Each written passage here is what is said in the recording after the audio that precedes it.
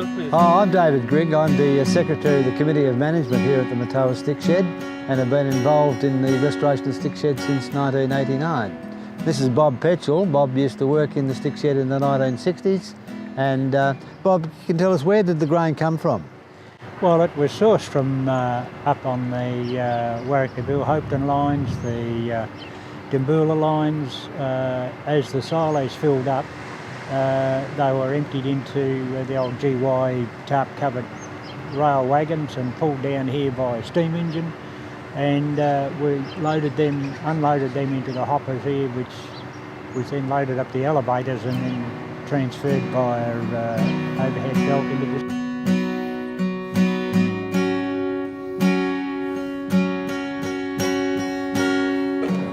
Right, this was first called the Marma Lake Emergency Storage Number 1, but now it's colloquially called the Stick Shed because it contains 560 mountain ash poles which came basically from the Dandenong Mountains. The highest one in the centre is 19 metres.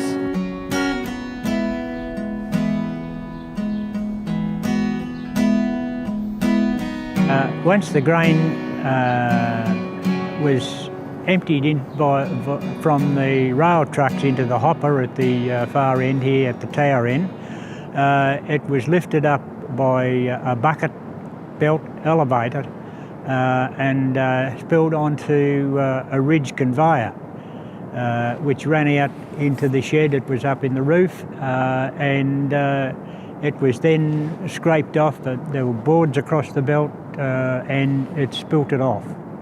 Scraped it virtually off the rubber belt and filled the shed up to the top of or virtually the top of the walls. And when the shed was totally full, it held around about 92,500 tonnes, give or take a foot.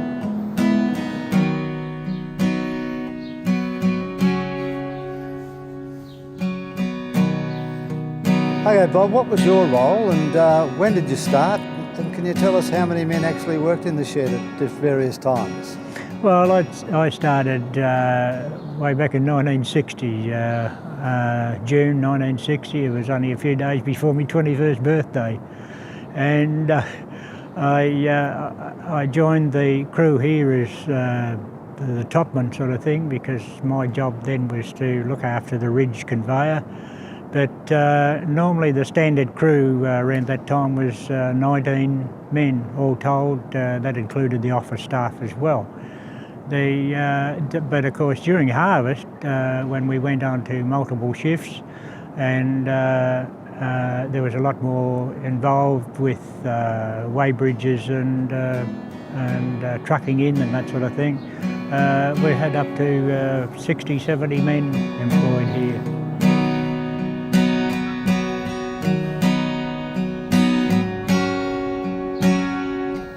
Bob, we're standing in front of the outloading conveyor. Can you tell us how that worked, please? And how it was loaded? Right. The system was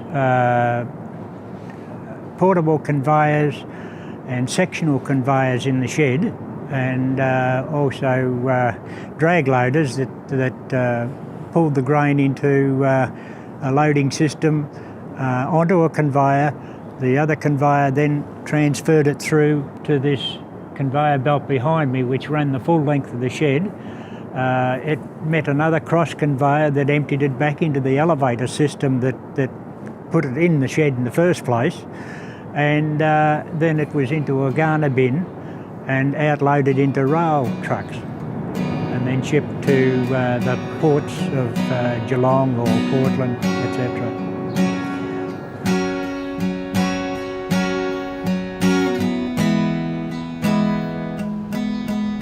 Bob, this was a tool that was used when unloading. Can you explain what it's for, please?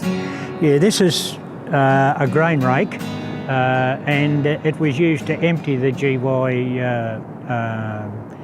rail trucks. And this is the business end here, and the other end was the silly end. It was generally referred to as the silly stick because, boy oh boy, it was a lot of hard work when you're on that end.